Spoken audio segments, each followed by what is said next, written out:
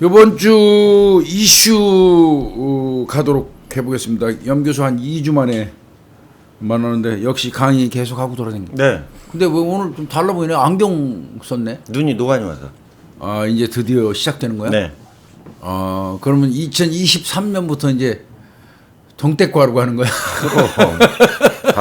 반병 넘게 살기 시작했는데 본격적으로.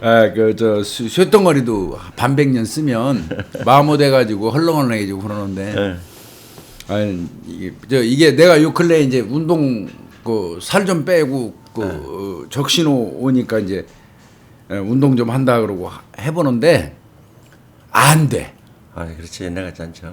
옛날에 이 정도는 쫓아가서 얼마든지 탁구 치면서도 저 정도는 내가 얼마든지 순발력 있게 받을 수 있는데 이런 생각이 드는데 마음뿐이에요. 큰일 나요. 그 연식은 이게 극복이 가능한 게 아니구나. 약간 늦출 수 있겠구나. 약간. 그러니까 이제 염 교수도 드디어 이제 반백년을 살아가지고. 지금 제가 하여튼 책을 지금 3개를 한꺼번에 편집장을 해가지고 잠을 못 자니까 맛이 가네요.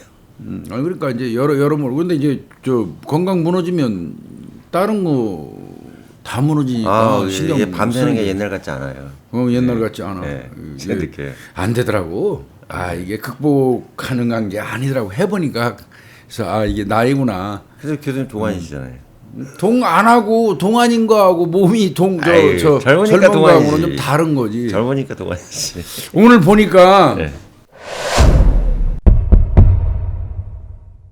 이건 솔직히 얘기해서 이거 우리 사회에 이거 문제점이라고 하기도 좀 애매하고 문제점이지 문제점이라면 그 보셨죠? 그 보도 보면 서울 강남에 있는 한 클럽을 운영하는 놈이 클럽 운영에서 장사가 돈이 안 되나 보지? 안 되죠. 유흥업이 많이 죽었죠. 그래서 생각해낸 게 뭐냐면 자기네 클럽에다가 스와핑 그러니까 난교죠. 집단 난교. 네, 그룹 섹스라고. 그룹 섹스라고도 부르고. 이거 하는 손님들을 모집한다 해가지고 입장료가 자기네 클럽에 오는데 10만 원에서 30만 원이에요. 거기 이제 그 입장료 받고 강남구 신사동에 있다고 그래요. 거기 이제 입장료 내고 거기 들어가는 사람들은 남녀 이제 구분 없이 가가지고 거기서 그냥 아무하거나 그냥 집단 성교, 난교죠. 난교라고 우리 일반적으로 얘기하는 그룹 섹스. 그거를 이제 하도록 한 거예요. 참나 이게 세상 진짜 소돔이 이게. 소돔 맞아. 그 일본에서 또 집단으로 성관계하는 동영상 올리기도 하고 수백 명이 별장에 걸렸잖아요. 아주 거지 같은 문화가 우리나라도 이제 이렇게 오는 것 같은데. 얘들 지금 이제 문제는 저 업주 같은 경우는 처벌이 가능해요. 뭐로 될까요? 음행매개죄가 되거든요. 음행매개죄. 음행매개죄가 되고 그 다음에 선량한 어떤 그 업장 내에서 선량한 미풍양속을 저해한다면 풍속영업의 규제에 관한 법률이 있어요. 당연히 또 식품위생법도 거기에 들어가 있을 거고. 그렇죠. 음식점 허가를 주면서 식품위생법상 그 안에서 무슨 미풍양속을 저해하는 행위를 해서는 안 된다는 조항도 있거든요. 그러니까 풍속영업의 규제에 관한 법률 위반이라든지 식품위생법은 당연히 되는데 그거보다 여기서 큰 거는 이제 음행매개죠. 음행매개죄. 근데 이제 풍속영업 규제에 관한 법률하고 식품위생법을 끝까지 의율하는 이유가 있습니다. 왜? 영업 정지 내지는 업장 폐쇄까지 시킬 수 있는 조항 자체가 그쪽에 존재하니까. 그래서 얘들을 지금 이제 아마 클럽 업주 한 사람, 그 다음에 이제 혼자 했겠어요. 종업원 한 4명 되잖아요. 그 5명을 아마 서울경찰청에서 적발해가지고 이거 구속수사도 아니야. 불구속 송치했습니다. 불구속 송치. 우리나라 법칙에 구속 안 되죠. 그래서 지금 서울중앙지검 여성 아동 범죄수사부 김은미 부장검사가 있다고 그러는데 그쪽으로 지금 넘어가서 수사 중이라고 해요. 참 그러네. 참 이거 참 찜찜합니다. 이 찜찜해요. 여기 지금 몇 명 있었는지 아세요? 몇 명 있었어요, 교수님? 남자 14명, 여자 12명, 26명이 다 경찰이 갔을 때 거기서 본인들 생각에는 무슨 예술 행위를 했는지 모르겠지만 그거 하고 있다 다 적발이 됐어요. 왜 이런 걸 하는지 몰라. 남성 14명, 여성 12명, 26명. 그 저기 그 그런데 이 사람들 처벌했을까요, 안 했을까요? 못하죠. 맞아요. 뭐 자발적으로 들어갔는데 어떻게 처벌해요? 처벌할 근거가 없어요, 법적 근거가. 예. 일본도 그런데 뭐. 그러니까 얘들은 거기 가 있는 손님들은 자발적으로 집단 성행위에 나섰기 때문에 성행위 하는 거는 뭐 그거 처벌할 수 없잖아요. 돈을 개인의 받고 자유인데, 금품을 주고받고 하면 성매매가 되지만 이거는 자기들끼리 돈을 내고 가서 어떤 의미에서 보면 자발적으로 성행위를 한 거기 때문에 이거는 이 사람들 26명, 남자 14명, 여자 12명은 그래도 2명 모자라네, 2명. 아, 2명은 관전이었을 거예요. 관전입니까? 그거 어떻게 알아요? 그거 원래 짝으로 들어가잖아요. 이제 그 사람들은 지금 이제 훈방도 아니야? 뭐 죄가 안 되니까 그냥 보낸 거고 이 업장에 있는 이제 운영하는 사람들만 이런 처벌을 데는 했는데 이제 제가 이거 그 뭐지 논문 쓰려고 좀 자료 조사한 적이 있었는데 스와핑 관련해서 예, 사이트를 들어가 봤어요. 네. 한 10년 전은 그때 똑같아요. 그때도 이제 입장은 남녀가 기본으로 한 커플로 들어가고요. 여자 혼자 단독으로 오는 경우는 거의 없고. 그러니까 잉여로 남는 남자 숫자는 이제 관전이라고 그러더라고요. 그 내부에서. 관전. 네, 그러니까 성관계에는 전혀 참여하지 않고 그러니까 입장료만 내고 와서 이제 구경만 하는 거죠. 그거는 10에서 30만 원이면 그건 10만 원 받는 놈이 관전. 아니, 관전도 비용은 거의 비슷했어요. 그 똑같고? 당시에는. 네. 근데 이제 문제는 그 사람들도 그 저희가 이제 모니터링하면서 본 게 우리는 처벌받지 않는다. 얘네 조건이 있어요. 뭐냐? 강제로 끌고 온 사람이 없어야 되고 미성년자가 원칙이 있어요. 그렇겠지, 미성년자 절대 그거는. 섞여 있으면 안 되고. 세 번째는 약쟁이는 절대 투입하면 안 된다. 이게 얘네 자기들 3대 나름대로. 원칙이 있더라고요. 스와핑에. 그러니까 얘네가 지금 하나도 안 걸린 걸 보면 왜 그러냐면 수사하는 쪽에서 이 스와핑 같은 경우 너무 사회적으로 좀 크니까 일이 큰 거잖아요. 사실은 큰 일이니까 일단 그 수사하는 쪽에서도 마약 또는 미성년자 섞여 있는지 강제로 끌고 간 사람이 있는지 또는 돈을 오갔는지 성매매까지 되겠죠. 이게 완벽한 거예요. 퍼펙트 버전인 거예요. 하나도 안 걸린 거예요 지금 얘네가. 얘들이 SNS 통해 가지고 사람 모집했네요. 그렇게 하겠죠. 뭐 SNS 옛날에 저희 때는 보니까 저희가 연구할 때 팔로워가 한 인터넷 100, 1만 명 가까이 된대요. 많을 거예요. 거기에 SNS 통해 가지고 이 네. 변태행위를 조장하는 글과 사진을 올렸다고 네. 그러고요. 네. 그러니까 이제 요일마다 다르대요. 집단 선교, 스와핑 각각 다른 테마를 정해놓고 이렇게 한다는 거예요. 테마파크식으로 운영한 거네. 그러니까. 예전에 뭐 무슨 그 풀장 같은데 시골 지역에다가 그거를 뭐 통으로 빌려가지고 예, 거기 예, 또 예. 옛날에 손님들에서 있었잖아요. 그때도 우리가 어렵게 그 풍속 영업이라든지 뭐 체육 시설 설치 이용에 관한 법률 뭐 이런 걸 억지로 적용해 갖고 네. 그 못하게 하고 이런 적이 있었는데 이거는 이제 그래요. 근데 저는 이런 문화가 슬금슬금 발붙이기 시작해서 만연화까지는 안 될 겁니다. 절대 다수의 대한민국 국민들이 맞지 건전하기 않죠. 때문에 네, 맞지 않죠. 이런 그 넉빠진 일부에 동화되려고는 생각 안 해요. 네. 그렇지만 이게 아름아름 여기저기 조금씩 있으면 그게 썩어가는 거거든요. 그렇죠. 우리 발바닥에 티노뇨 많은 거 하나 벗겨도 아프잖아요. 똑같은 현상이란 네, 말이에요. 이런 알죠. 것들이 있으면 예. 우리 사회가 아플 수밖에 없거든. 근데 이 참 답답해요. 스와핑이라는 것 자체는 이제 마누라 받고 하는 거 아니에요. 근데 실제로 이렇게 저기 사례자 그 방송에서도 제가 한번 이거 주로 이제 한 적이 있었는데 그러니까 사례자 만나봤어요. 그때 방송국과 같이 만나봤는데 얘기가 뭐냐면 부부는 절대 못 간대요. 그러니까 정상적이고 상식적인 일반적 부부는 여기 갔다 이혼이지 말이 돼 이게. 근데 그 스와핑 하는 애들 있잖아. 이 극히를 보고 거의 다 불륜이나 그다음에 이제 파트너 있잖아요. 성관계만 하는 파트너 있잖아요. 요런 사람들끼리 가는 거고 부부가 가는 거는 여기서는 케이스는 많지 않다고 그러더라고요. 왜 그러면 그게 나중에 가정 파탄까지 간대요. 상황 자체가. 내가 이거 스와핑 관련돼서 나오니까 현직에 있을 때 많이 신고 보셨잖아요. 받았던 네. 꽤 있어요. 네, 제법 많이 있어요. 보셨을 거예요, 여기는. 신고 받아가지고 사건 처리했는데 골머리 아팠던 기억이 나거든요. 아내 되는 분이 왔어요. 아내 되는 분이. 자기는 싫은데 남편이 네, 그런 거예요. 남편이 자꾸 저 가자고 부부끼리 그래가지고. 누구네 집 가서 스와핑하자. 네. 이래가지고 내가 이런 놈하고 같이 살아야 되느냐. 맞아. 막 이런 생각이 들어서 그거 처벌해달라고 하는데 처벌 조항이 있어야죠. 예, 없죠. 처벌 조항이 없어가지고 그거는 아주머니 우리가 처벌할 수 있는 조항은 없고 아주머니가 거부하는데 남편이 억지로 끌고 와갖고 거기서 한다 그러면 거기서 그거는 좀 한번 따져볼 만합니다. 네. 그러나 그거 처벌 조항 없습니다. 나중에는 결국은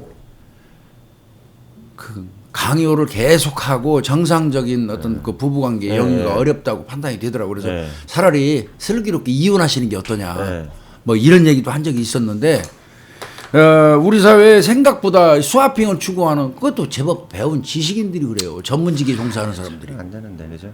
그래서 저기 교수님 이게 저희 범죄학 같은 경우에 이게 질문상으로 많이 나와요. 뭐냐면 그러니까 범죄학 공부하는 저 이제 대학원생들한테 뭐라 그러냐면 우리 인간이 하는 나쁜 행위 중에 처벌할 수 없는 행위 두 가지만 찾아라 그러면 거의 다 생각을 못 하는데 하나 나와요. 교수님 하나 뭘까요? 스와핑이잖아 이거. 아니 스와핑 말고 우리 아니까 하는 거고 일반적으로 자살을 처벌을 안 하잖아요. 아 자살 처벌. 예, 뭐 군 빼고는. 그 다음에 두 번째로 나오는 게 성 관련 비행행위 중에 지금 여기 교수님 말씀 스와핑 있잖아요. 요 두 가지가 그 법상으로 옛날 선사시대부터 사회적 문제가 됐는데 처벌을 못하는 행위거든요. 그러니까 이거는 우리가 백날 떠들어도 되는 게 아니라 윤리 도덕이 좀 바로 서도록 해야지만 정리가 되지. 이거 처벌하는 나라가 없어요 이게. 그러니까 이렇게 업장에서 손님을 단체로 모아가지고 장소를 제공하고 그렇죠. 돈을 받고 비용을 받고 이런 경우라면 처벌이 가능하지만 네. 뭐 사적으로 지들끼리 우리 한 세 부부 뭐 우리 두 부부 네. 이런 식으로 저 하면은 이거는 뭐 달리 경찰이 처벌할 수 있는 조항은 없고 예.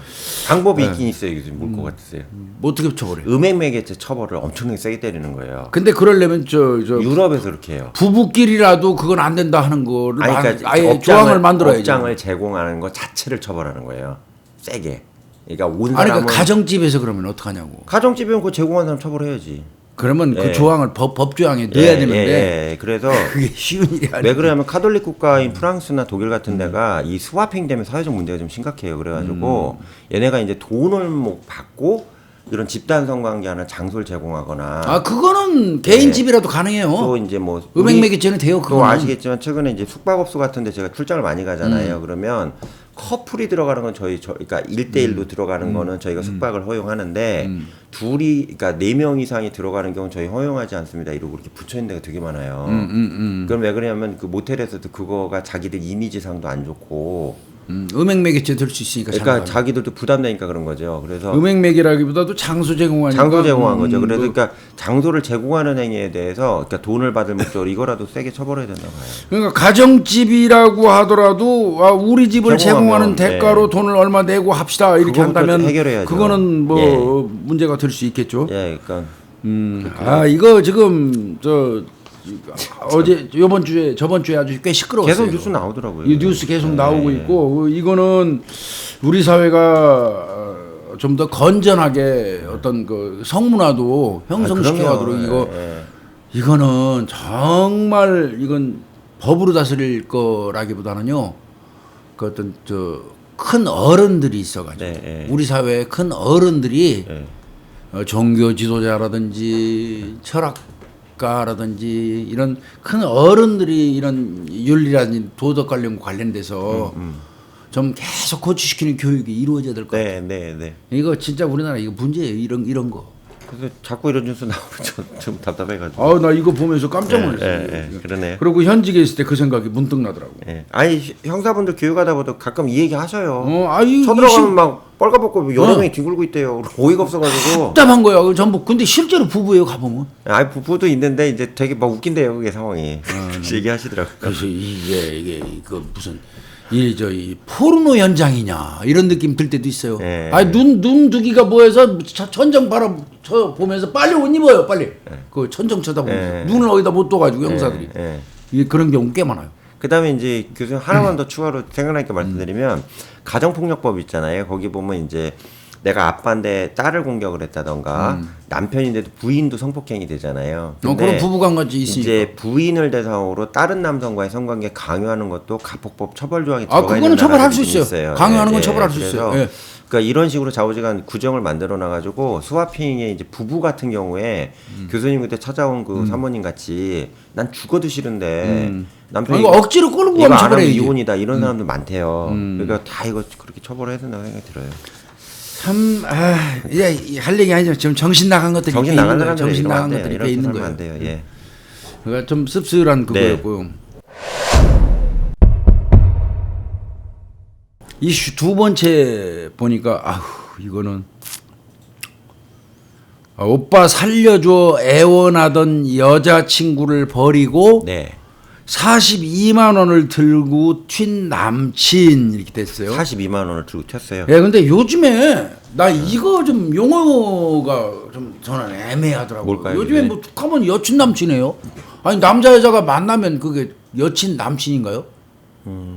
글쎄. 그게 좀 애매하더라고 이게. 네. 사귀는 사이면 사귀는 사이 애인이 맞는 거 아니에요? 당분 며칠을 만나도 지금 만나고 있는 사이면 애인이 아닌가요? 그냥 친구로 요즘 만나는. 용어가 트렌드가 바뀐 것 같아요. 요즘. 그런가? 네, 네. 뭐 누군가 뭐 요즘에 여사친, 애인 안 남사친 쓰- 하는 예, 바람에 애인 안 쓰더라고요. 연인도 안 쓰고요. 그러니까 약간 거리를 두기 시작하는 문화가 생겨난 거예요. 그렇죠. 그러니까는 옛날 양단에서 딱 잘랐는데. 대신에 이제 또 더 접근하는 경우도 있어요. 뭐냐면 옛날엔 동거 커플이랬잖아요. 근데 요즘은 사실혼이라고 많이 불러요. 사실혼이잖아. 내가 6개월 이상 살았으니까 그러니까 어떤 거는 붙고 어떤 건 좀 교수님 말씀대로 좀 멀어지는 개념이고 우리는 일반적으로 애인이라고 며칠을 사귀어도 어제 만나서 예. 남녀가 만나서 사귀면 예. 그냥 애인 이렇게 인식을 하잖아요. 예. 근데 요즘 사람들은 그거를 여자친구 남자친구로 일단은 좀 벌려놓고 그렇죠. 상황 봐서 간 보다가 아니면 말자는 쉽게 헤어지자는 전제가 깔려 있는 건가? 뭐 그쪽 젊은 사람들 문화니까 그 뭐 저희가 평가할 건 아니고. 여기는 그렇게 써 있으니까 46살 먹은 남자 예. 남친 예. 그다음에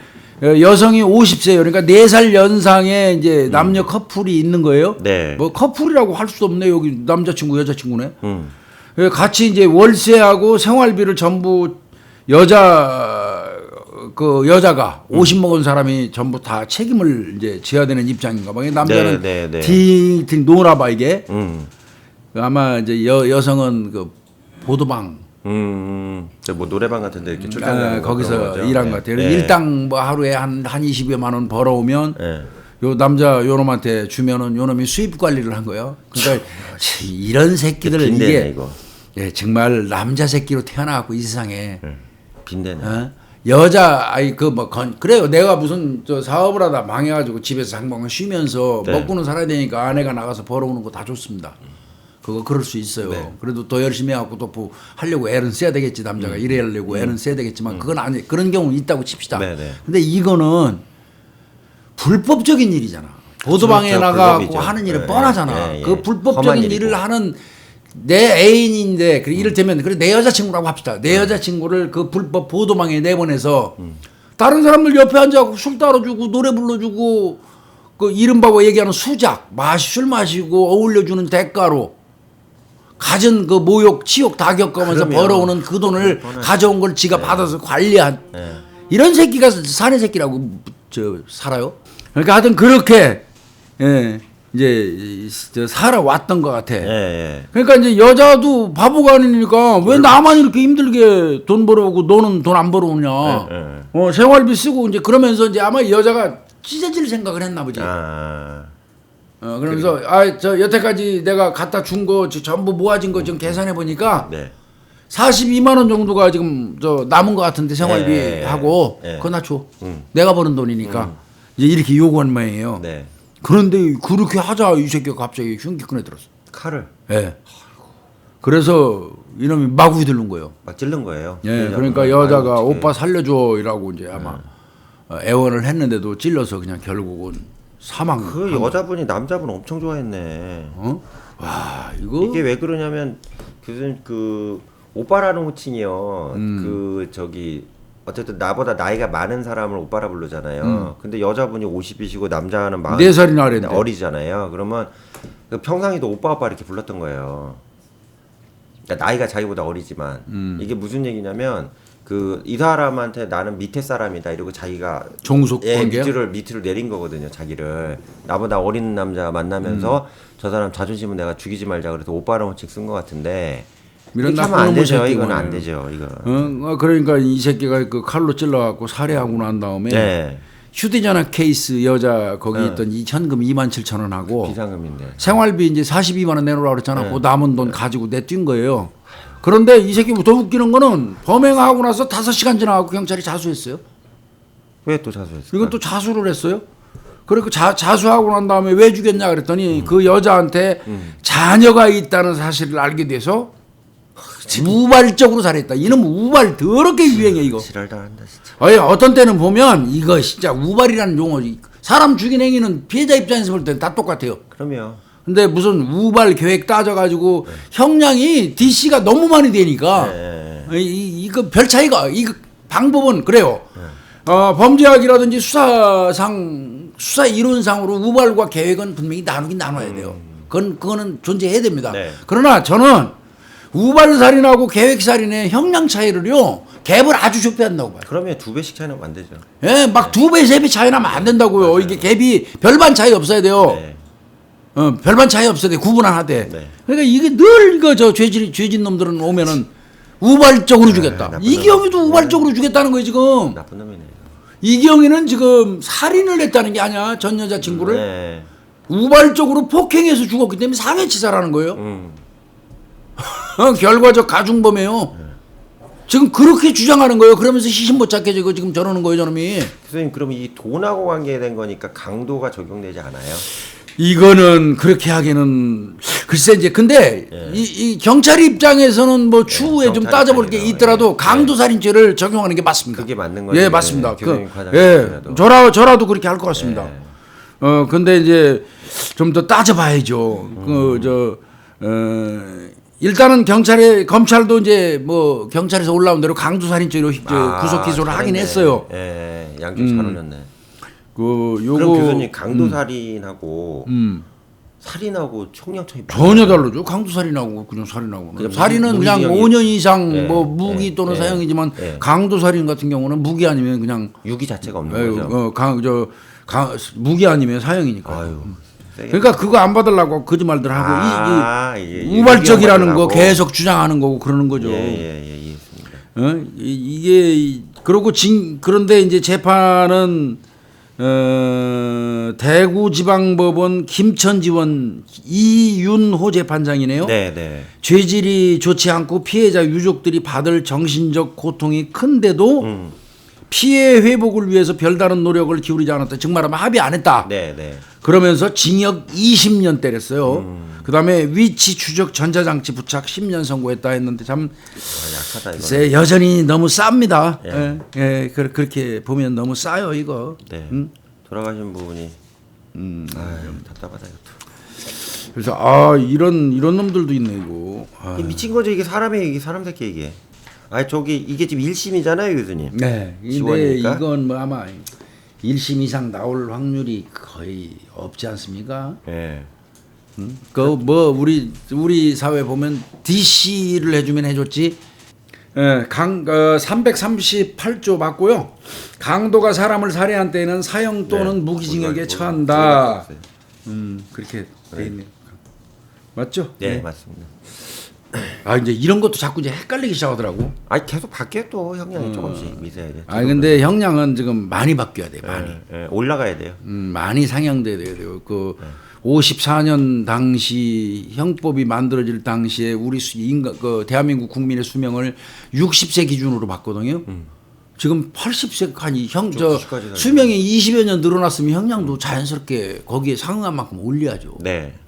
그거는 분명히 했는데 왜 이렇게 그런 부분을 논의 자체가 없잖아요. 있다는 얘기를 못 들어봤어요. 이게 일단 제 개인적으로 분석을 해보면 첫째로는 교수님 이제 이거는 제 의견은 아니에요. 교수님 또 구독자분 열받아 하실 수 있으니까 이 교정 비용의 사회적 부담에 대해서 합의가 되는 경우에는 형량이 올라가고요.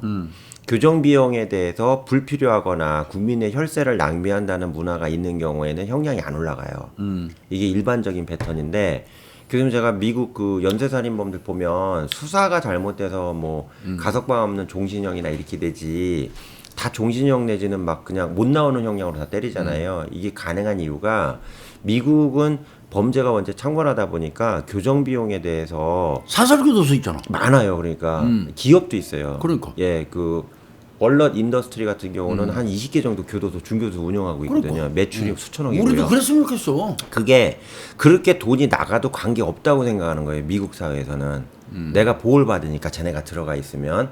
근데 우리나라는 지금 이중적인 문화가 뭐가 있냐면 저 나쁜 놈들 왜 처벌 약하게 해요 이러면서 그 교도소 증설이나 교도관 숫자 증원은 지금 많이 모자라거든요. 교도관이요. 얘기를 하면 거기에 돈을 우리가 왜 써요? 그 아까운 돈을. 이런 식으로 얘기하거든요. 그러니까 이게 앞뒤가 안 맞는 거예요. 이게 이제 첫 번째로 형량 올리는데 왜 때리면 뭐 하냐 이거지. 집어넣을 데가 있어야 되는데. 그러니까 우리나라도 예. 사설교도소 정도를 생각해 볼 때가 됐어요. 그것도 교수님 저기 여주에 하나 있잖아요. 준사설교도소가 있잖아요. 그것도 완전 사설은 아니고. 예.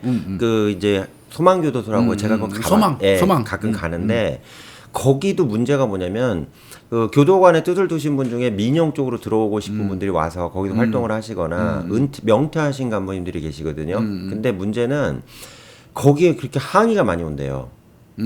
왜 그 시설이 되게 좋잖아요. 민영이니까. 그리고 좀 약간 부드러울 거 아니에요. 일반 교도관보다는. 뭐 거기 천국이라고 그러잖아. 교도소가. 근데 이제 거기 온 사람들이 주로 모범소 중에서 특 A급 모범소만 오거든요. 맞아요. 그러니까 교도관이 터치 안 해도 될 정도의 제도자들이 오는데 어쨌든 죄진 사람은 그렇게 편하게 해준다는 거 가지고 민원 제기하는 되게 많대요. 많이 있어요. 그렇기 때문에 이걸 확대를 하려도 그거를 이제 그런 민원이 너무 많다 보니까 법무부 입장에서는 확대하려면 이제 골치가 아픈 거라.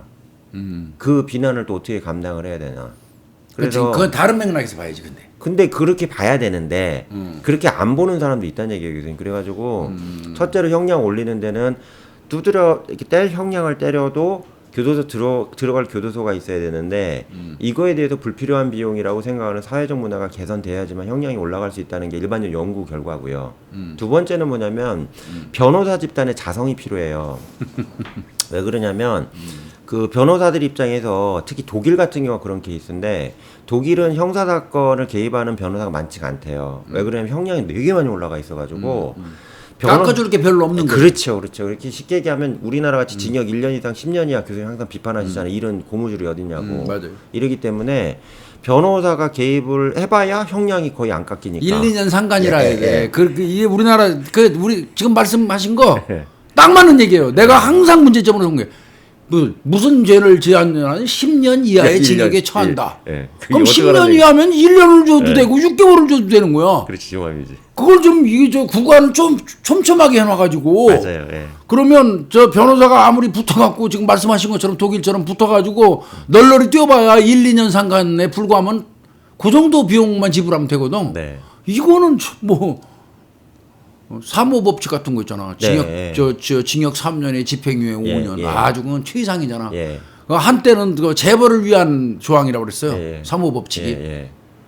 4년 때리면 집행유예가 없어요. 예. 그러니까 3년 때리고 5년 집행유예 내보내는 거예요. 사모법칙이라고. 예. 그런 오직하면 그게 얼마나 우리나라의 그 법적인 후진국가를 그 표시하는 거겠습니까? 근데 그렇죠. 저는 아까 우리 염 교수님 말씀하신 거 여주교도소 얘기하시는데 미국처럼요. 사설교도소를 만들어 놓고요.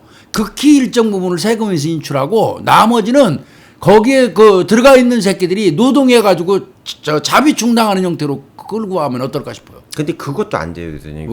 왜 안 될까? 인권위원회나 인권단체에서 그러면 인권 쟤네를 무슨 국가에서 노동을 시켜갖고 돈을 삥을 뜯냐 이렇게 나오는 사람도 실제 있어요, 교수님. 아이씨 지쳐먹은 거 진짜. 네, 그러니까 제가 다시 말씀드리니까 제가 제 개인적 의견이 아니니까 이런 상황이 있고 하나만 더 말씀드리면 판사 숫자가 좀 많은 데는요 형량이 잘 올라가요. 근데 우리나라는 판사 숫자 적긴 적어요. 최근에 법조인 증언한다고 그랬는데 검사 증언하는 건 반발이 많지만 판사 증언하는 건 찬성하는 쪽이 많잖아요. 아, 그럼요. 그래서 판사가 외국 같은 경우는 아시겠지만 뭐 순회 판사도 있고 지역 판사도 있고 연방 판사도 있고 뭐 이런 식으로 판사 종류 다양하잖아요. 근데 우리나라는 판사 숫자가 생각보다 현장에 투입되는 인원이 3분의 2밖에 안 되기 때문에 나머지 연구관이잖아. 연구관이나 행정판사라고 계시거든요. 그래서 이 부분에 대해서 실제 재판을 담당하는 판사 숫자가 늘어나면 상대방 눈치 덜 본대요. 왜 눈치를 덜 보냐면 숫자가 원체 많으니까 뭐 제가 저렇게 때려도 난 이대로 때릴게 뭐 이렇게 되는데 우리나라는 이제 판사 숫자가 제한이 되다 보니까 내가 선배가 1심에서 때린 걸 2심에서 이걸 내가 낮춰서 때린다 이게 좀 부담이 돼 심리적으로. 일본도 그랬다고 그러더라고요. 그래서 검사는 전 솔직히 증언하는 거 반대인데 판사 숫자 증언하는 건 전 찬성이거든요. 아, 판사 늘려야 돼요. 예, 그래서 내용을 디테일하게 보고 그러니까 예. 집중 심리하라고 예, 자세히 맞아요, 살펴보라고. 맞아요, 예. 그리고 좀 필요한 거 있으면 불러다가 법정에서 예. 자기가 본인이 직접 신문도 하고 예, 맞아요. 어? 예. 응. 서류시만 하면 안 되고요. 재판은. 서류만 예. 보고 하지 말고. 예, 맞아요. 아, 그건 저도 염 교수님 그 말씀에 100번 동의. 제가 오직하면 사설교도소 만들어 갖고 그 쌍놈 새끼들 지들끼리 좀 부담하면서 지 처먹고 자는 거 부담시키라고 오직하면 이런 얘기 하겠어요. 사실 안 되는 얘기인 거 제가 모르는 것도 아니에요. 될 수도 있는 얘기잖아요. 하는 나라도 있잖아요. 아니 근데 일정 부분 그렇게 해주는 것도 네. 괜찮다는 생각이 들었다고. 하는 나라도 있잖아요. 응. 되는 거지. 수요자 부담의 원칙에 의해서. 예. 응. 그래서 그런 것들이 이제 교수님 저도 지금 형량이 너무 낮다고 항상 떠들고 다니는 사람인데 답답해요 이거. 이게 좀 전제 조건으로 좀 정리됐으면 좋겠네요. 여기까지입니다. 네. 그거 가고 예. 이 이슈 요거 세 번째 거 보니까요. 이것도 세더라고요. 이거 세야 돼요 이거. 예, 이거 세요. 아니 이게 근데 가능해요? 가능해요, 그게.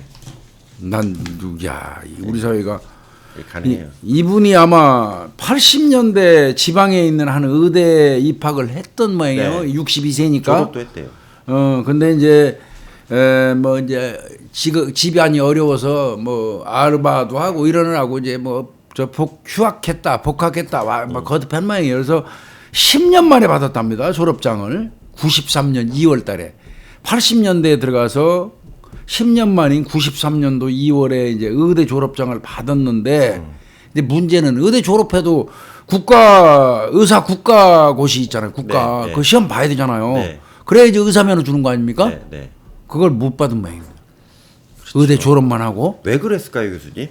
이거가 중요한 거잖아요. 저도 이게 궁금하더라고요. 왜 이 사람 그 시험을 안 봤을까 이거. 그래서 이제 저한테 이제 방송에서 여러 개가 인터뷰 와가지고 추정만 했어요, 교수님. 예, 이게 지금 학교는 또 어딘지도 안 나왔으니까. 나는 어딘지 아는데요. 예, 아니, 저 이건 안 나왔죠. 공식적으로 안 나왔으니까요. 첫째는 제가 볼 때 교수님 솔직히 말씀드리는데 보결 학생이었을 가능성도 있어요. 보결. 네. 이건 그냥. 근데 집안이 어려운데 의대를 보결로 어떻게 가? 그 들어가서 망했을 수도 있는 거지. 입학하기 전 잘 살았다고. 아, 잘 살다가? 네. 왜 그러면 저희가 제가 보결 학생 본 적이 있었고 제가 마지막 세대거든요. 아이고 담 쏴주고 그랬어. 200m 네. 정문에서부터 좌측으로 담을 200m 쏴주고 뭐 이런 학생들이 많아. 교수님 보결만 좀 설명을 해주셔요. 교수님 많이 보셨으니까 이게 아니 근데 이제 모르시잖아요. 그거는 그 당시에는 공공연한 거고요. 시간제 등록 그게 법적으로 그게 뭐 하자가 있는 거 위법은 아니고요. 예, 그랬다며요. 학교의 어떤 그 재정 문제를 해결하기 위해서 학교마다 이제 우리 때만 해도 학교마다 이제 재정 문제 같은 게 있다 보니까 공식적으로 그러니까 이제 어떻게 보면 후원 입학이죠. 그렇죠. 후원 입학이 이제 부정 입학은 아니고요. 부정 입학은 아니고 예, 공공연한 거니까요. 아니고, 예. 자기 학교 측과 들어가는 학생 양 당사자 사이는 아는 거고요. 네. 일종의 계약이 성립되는 거고. 그러니까 뭐 아까 말씀드린 것처럼 정문에서 좌측으로 담을 뭐 몇 미터 높이로 사립대학은 그런 얘기 많이 했어요. 얼마까지 네. 담을 쏴주는 조건, 네. 뭐 이런 거 등등, 뭐 네. 시설 뭐가 들어오는데 뭘 해주는 조건에서 돈은 많으나 그 학교에 들어갈 실력은 안 되고 하면 이제 그 보결이라는 형태로 이제 대학에 입학했던 사람들이 있는데 네.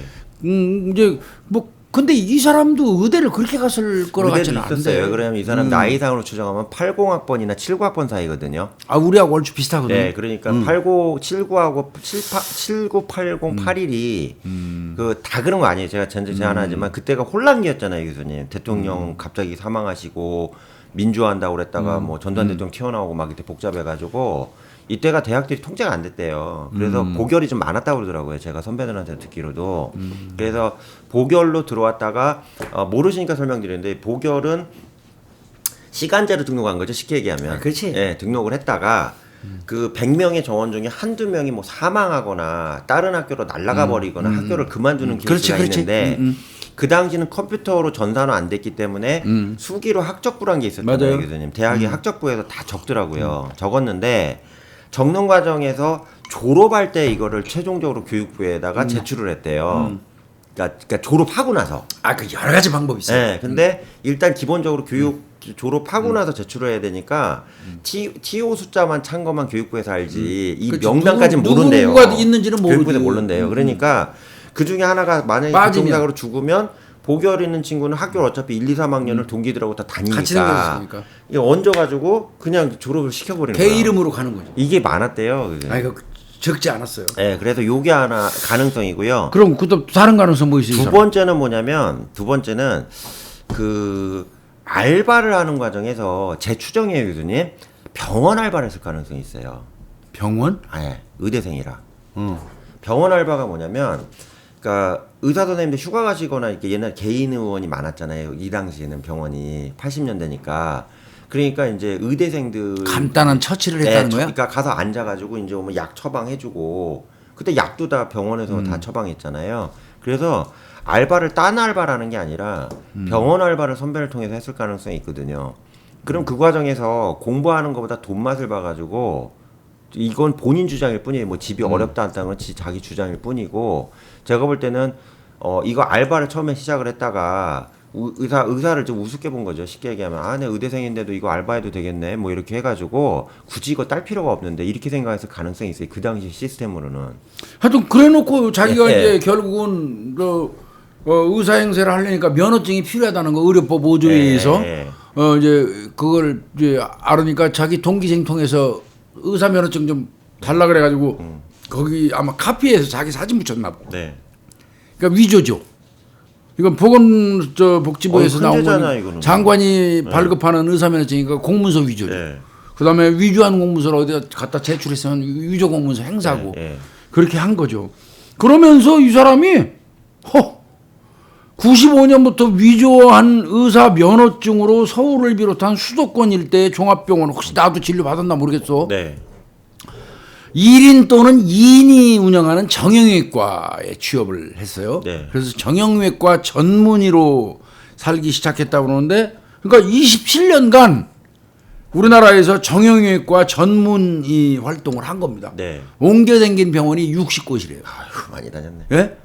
아, 이게 검찰이 압수한 거 보니까 허위 의사 면허증은 시간이 흘러가는 것을 반영하는 듯이 빛이 발해 있더라. 그렇게 오래된 거죠. 쓰고 이거를 문제 없이요. 거기다가 어떤 소방서에서는 119 구급대 고문 위촉장 도 있고. 아, 근데 이분도 참 대단하긴 대단하네. 그러니까 이제 이 사람이 주로 이제 사무장 병원이나 정형외과 중에서도 추정을 해본다면, 그러니까 쉽게 얘기하면 이제 가람 환자들 있잖아요. 네. 그러니까 실제 많이 입원 안 해도 되는데 이런 데는 사실 원장님도 안 계셔요. 원장님이 고령이시라서. 근데 이런 데 같은 경우도 의사는 배치를 해놔야 되잖아요. 가끔 오니까 점검 나오고 하니까. 그래서 실제 진료하는 사람은 있어야겠죠. 예, 그러니까 이런데 이제 이 사람은 의사로 다 사람들이 믿으니까 그런데 이제 파트타임으로 했을 가능성이 있고요. 그러니까 의료 기술은 있는 거죠. 예. 의학적 지식은 예, 있는 예, 거죠. 예, 예. 그리고 이제 여쭤봤어요. 제가 요 나이 때 또 아는 의사 선배님들이 계셔서 여쭤봤거든요. 7980 물어봤더니 거의 다 붙었대요. 의사 시험을. 왜 이 사람 안 맞죠? 그러니까 그분들 얘기가 이건 완전 불가사의다 이거예요. 왜 그러냐면 의대가 그때가 지금 의대보다 훨씬 어려웠답니다. 몇 개 없어서. 그러니까. 네, 그리고 거길 들어갔고 졸업을 할 정도면 머리가 상당한 사람인데 이거를 그 자기가 하다가 불편하면 시험 봐서라도 합격을 했을 텐데 안 하고 이렇게 쭉 위조까지 하고 갔다는 건 이 사람이 원천적으로 뭐가 불능이 문제가 있지 않겠냐 이렇게 보더라고요. 그건 좀 추정해봐야겠죠. 이 사람은 그냥 필요성을 안 느낀 것 같아.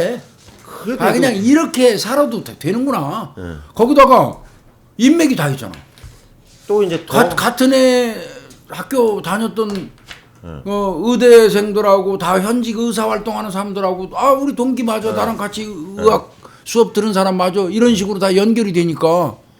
근데 이제 교수님 제가 계속 말씀드리는 게 지금 이 사람에 대해서 관련된 나오는 자료들이 리플리일 가능성이 아주 농후한 자료가 너무 많이 나와요. 자기 스스로도 그냥 네, 처음에 그렇게 그냥 검거될 당시에도 아 내가 저기 그 의사인데 왜 나를 의심하냐부터 시작을 해갖고 처음에 이제 수사 들어갔잖아요. 들어갔는데도 자기는 그냥 의사라고 계속 믿고 있더라 이런 식의 스스로가? 네.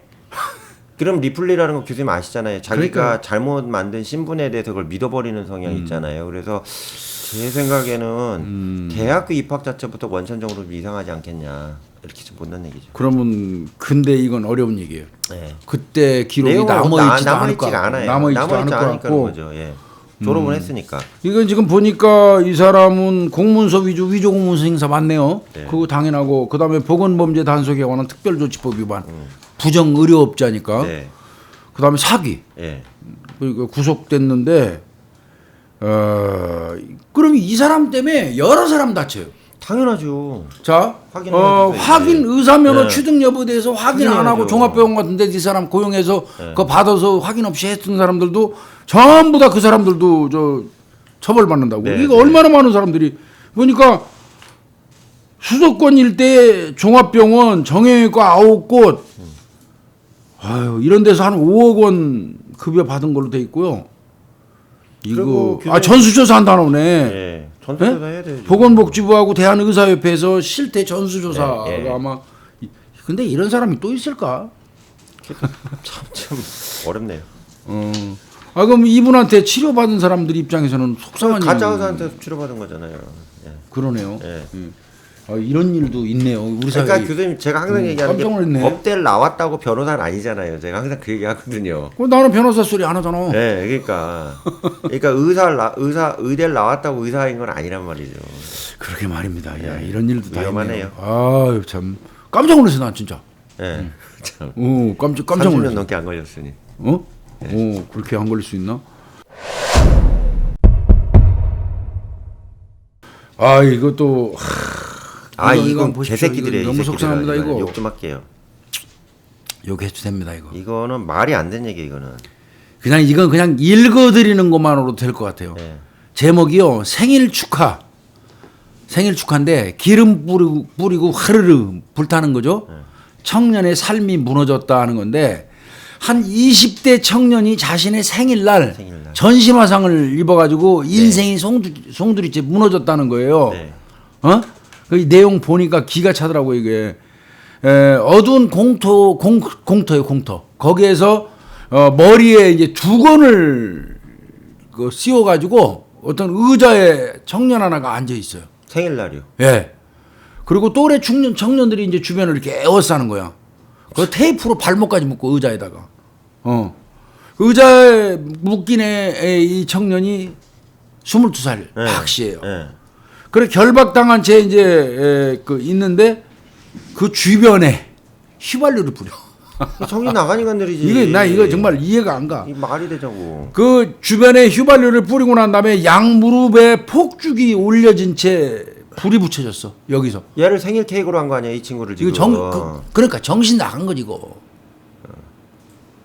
아. 불꽃이 휘발유에 떨어지면서 박 씨에게 불이 옮겨 붙어서 전신 40%예요. 3도 화상. 이거 사망하기 십상이에요. 그럼요. 폐혈증 걸리면 사망하는데. 그러니까 이제 이 박 씨 22살 청년이 너무 뜨겁고 아프고 고통스럽고 하니까 자빠졌대. 예. 그런데 가해자들은 그냥 굴으라고 묶여 있는 사람을 보고 그냥 굴러라 빨리 불 꺼지게 네 몸에 불 붙었으니까. 이게 그러니까 얘들이 몰라서 그랬을까? 휘발유나 신너는 불꽃 요만큼만 탁 튀기면 그냥 확 번지잖아요. 아니 교수님 저기 그 일말의 위험성에 대해서 가장 많이 형사들이 적용하는 게 인화성 물질 아니에요. 그러니까 이게 말이 되냐고 이게. 말 안 되는 얘기지.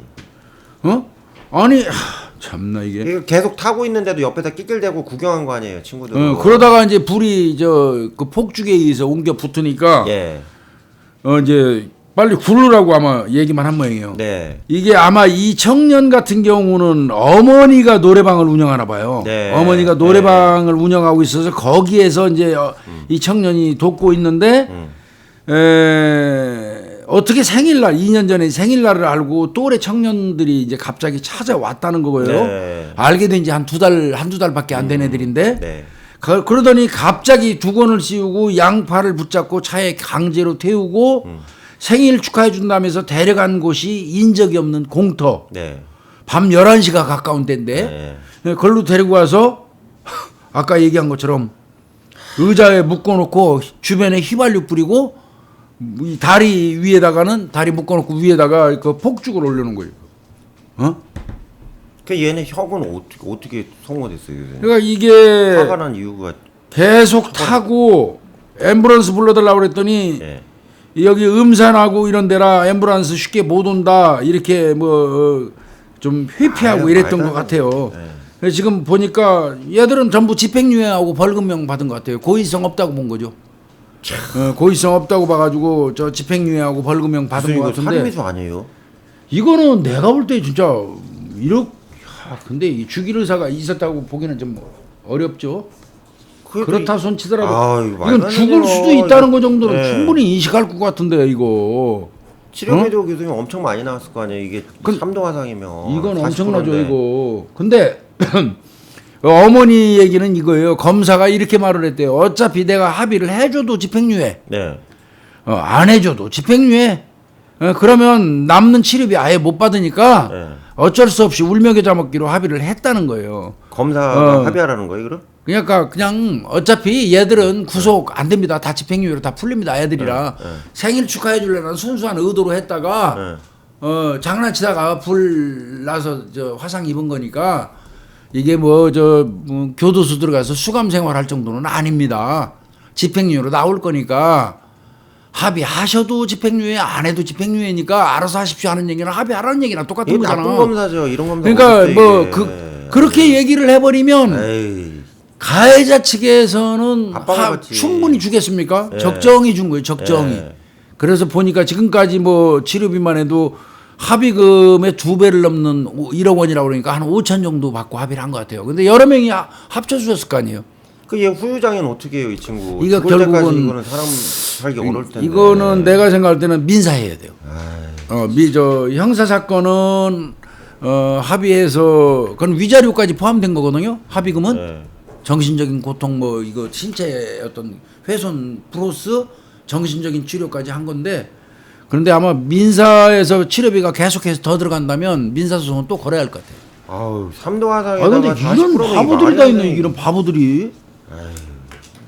뭐 나는 이 젊은 청년들이 일부러 이 사람을 뭐 죽이려고 그랬다고 생각하지는 않아요. 근데 22살이면 또래잖아요. 22살이면. 네.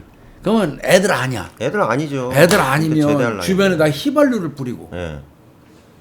폭죽 갖다 이 꽂아놓고. 무릎 위에다 폭죽 불꽃이 툭툭 튀는데 그거를 거기다 올려놓고 불을 붙인다? 이거는 난 이해가 안 가요. 이걸 몰랐다고 봐야 되나? 위험성을 적어도 위험성은 충분히 감지하고 남아 이거. 네. 그럼에도 불구하고 이런 짓을 했다면 이거는 글쎄 이게 집행유예감이라고 딱 그렇게 단정한다는 게 좀 그러네요. 네, 이거는 바람직하지 않다 봅니다.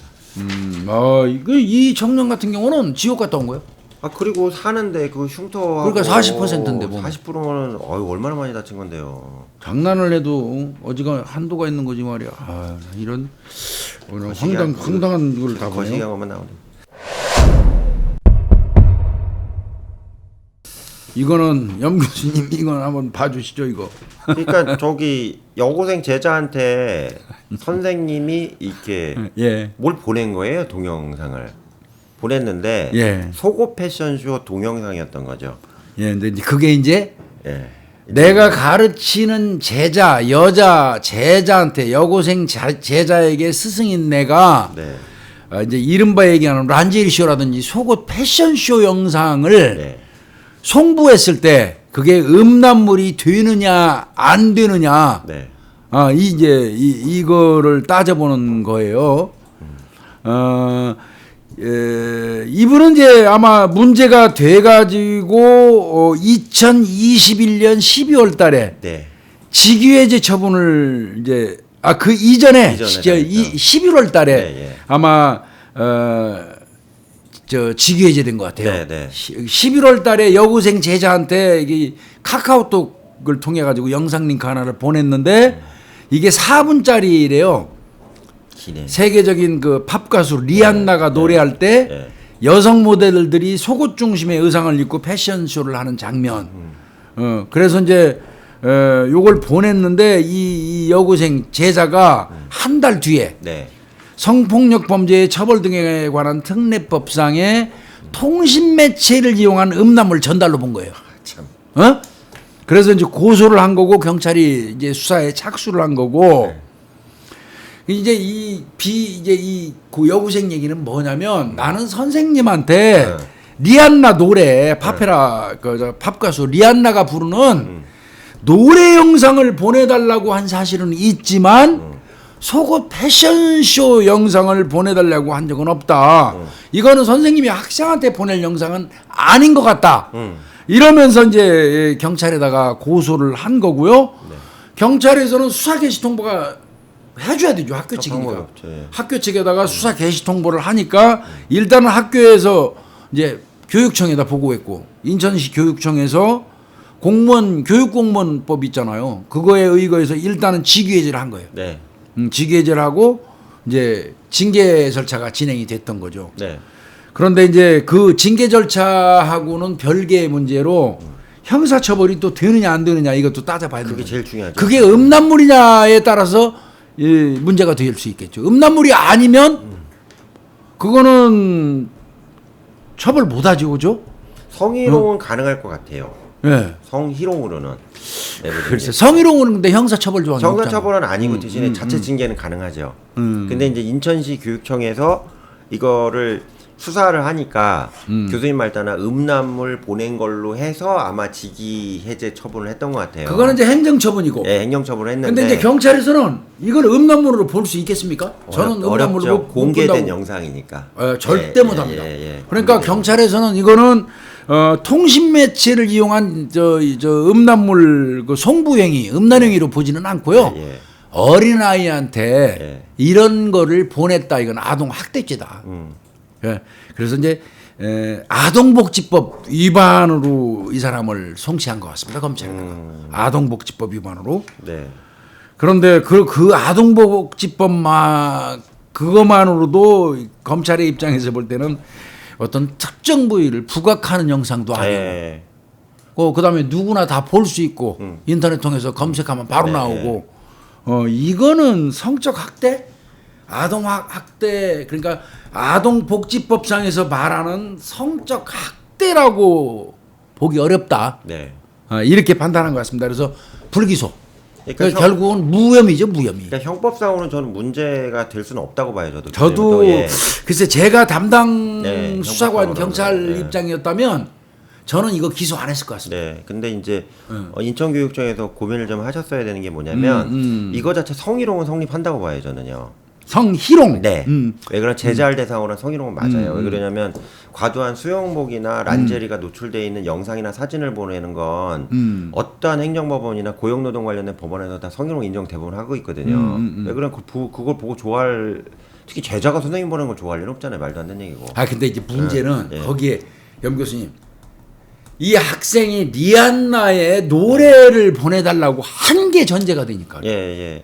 그렇다 하더라도 그럼 노래만 보냈어야 되는데 영상을 보내야죠. 보냈으니까. 그렇죠. 그렇게 해야죠. 왜 그래서 예. 성희롱의 의사가 있는 거로 봐야 된다. 네, 저는 그렇게 봐요. 그래서 여기서 지금 행정법원에서 취소한 거는, 그러니까 쉽게 얘기하면 형사적인 처벌을 전제로 한 직위해제에 대해서 취소하겠다. 저는 이렇게 이해가 돼요. 그건 당연히 취소해야죠. 네, 근데 인천교육청에서 성희롱을 기반으로 한 어떤 징계 절차는 밟을 수 있겠지. 했었다면 이거 가지고는 아니 제가 볼 때는 직위해제만 취소한 거고요. 예. 일단은 문제가 되니까 현재 그 교사 상태의 직무를 수행할 수 없으니까 네. 일단 교사 직무는 좀 중지. 그 다음에 형사 결과가 어떻게 나오는지 봐서 그거에 상응하는 만큼의 징계. 이를테면 뭐 파면도 시킨다든지 해임도 한다든지 아니면 감봉을 준다든지 할 거라고 생각했는데. 형사처벌은 무혐의. 그러면 이제 여기에서는 직위해제 명분이 없어지잖아. 그렇죠. 그 직위해제가 명분이 없어지면 이때부터 다른 징계 형태의 어떤 이제 행정 절차가 진행이 되는데 그때 우리 염 교수님이 지금 말씀하신 것처럼 성희롱 부분에 어떤 고의성이 있는지 여부를 네. 또 따져 볼 거예요. 근데 이제 통신 매체로 보낸 건 고의성을 안 따지거든요. 왜 그러냐면 보낸 거 자체가 회수할 수가 없는 상황이기 때문에 예, 그래서 성희롱을 해가지고 어떤 형태로 징계를 주면 된다. 그 정도는 제가 그런데 이제 이게 뭐 파면이나 해임 사유 정도까지는 절대 안 될 것 같고 뭐 감봉도 있고 견책도 있으니까 이 정도로 나온 상황이면 수업을 못 들어가실 거예요. 그 학교 못 들어가요. 여학생들이 이게 학부모들이 가만히 안 계시기 때문에 그러니까 아마 이거는 제 생각은 직위해제는 그건 징계가 아니에요. 직위해제는 징계가 아닙니다. 징계를 위한 전 단계예요. 수업만 하지 말고. 네, 수업 안 하고 하는 거니까 직위해제가 취소됐으니까 이제 뭐 이분이 현직 신분으로 다시 돌아가는 건 맞고요. 다만 이제 이후에 진행될 거는 지금 염 교수님하고 저하고 말씀드린 거 이게 성희롱을 볼 수 있느냐? 아니면 얘가 저 노래 보내달라고 해서 노래 보내면서 노래를 보내다 보니까 본의 아니게 영상이 있는 걸 그냥 그대로 해서 보냈다. 그러면 그거는 충분히 있을 수 있는 일 아니냐? 이래서 또 뭐 성희롱 의사가 있는 거 아니다. 이렇게 주장할 수도 있겠고 교사 측에서는. 네. 그런데 이제 또 어른들 반대측 그 입장에서는 걔가 노래 보내달랬지 속옷 입은 거 야한 거 보내달랬어? 예. 그건 당신 그 나름대로 그 어떤 의도가 있는 거예요. 성희롱에 성희롱 하나를 놓고 봐야 돼 이제는. 네. 그래서 이제 뭐 징계 줘야 돼 이게 이제 갈리겠죠. 네. 근데 제가 생각할 때는요 선생님 잘하신 건 아니에요. 잘하신 건 아니에요. 예, 어떤 뭐 경우는 선생님이 어떤 생각을 가지고 이걸 보냈는지 모르지만 애가 노래를 보내달라고 하면 더더군다나 그 노래만 링크하면 되잖아요. 그 노래만 있는데. 그러니까 제자인데 더더군다나 여고생이니까 얼마나 민감한 시기에 제자잖아요. 그 제자한테 그 속옷 어떤 때는 뭐 우리 몰라 제가 시대에 뒤떨어져서 몰라도 나이 먹은 우리가 봐도 어떤 속옷 패션쇼 같은 거는 다 뜨겁더라고 저는. 그럼 저도 그런데요. 예. 거기 왜 이걸 공유를 해? 막 그럴 예. 때도 있거든요. 근데 이제 그거를 교사한테 이렇게 아주 교사가 여고생 민감한 시기에 제자한테 보낸 거는 썩 잘한 것 같지는 않습니다. 징계하고는 뭐 별개로. 그건 별개로 잘하는 건 아닌 거예요. 하여튼 뭐 참 우리 사회가 여러 가지 얘기들이 많네요, 그죠? 진짜. 예. 근데 그 화상 입은 청년은 빨리 회복하고. 나는 그거 제일 안타깝더라고. 예, 어떻게든 뭐냐고 하루 아침에 벼락 맞은 거지. 사회적 지원이든 빨리 받으셨으면 좋겠어요. 그거는 그 5천만 원 정도 한 몇 명인지 모르겠습니다. 그 불질른 청년들이 몇 명이 모아가지고 5천만 원 정도를 줬는지 모르지만 지금 현재 들어가는 치료비만도 1억이 넘는데요. 예. 그거는 다 해줘야죠. 그게 도리 아니겠습니까? 장난도 너무 심했네요. 예. 잘 오늘 다뤘습니다. 뭐 이슈는 한 이렇게 한 4-5 곡지 예, 예. 하는 걸로 잘 정리하겠습니다. 다뤘습니다. 아유, 예, 고생했습니다. 고생했습니다. 예.